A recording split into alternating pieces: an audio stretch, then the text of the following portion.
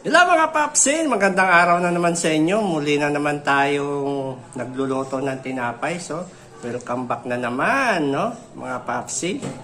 Ayan, so kaninang umaga ay nagmasa na ako ng 4 na kilo na ginawa kong tinapay. So, ngayon ay napigura ko na siya lahat. Kaya, at napaalsa na ngayon, nare-ready ko na siyang lulutuin at may nakasalang na ako sa oven. Kaya yan. So naghihintay na lang tayo ng maluto yung una kong sinalang. So okay mga papsi.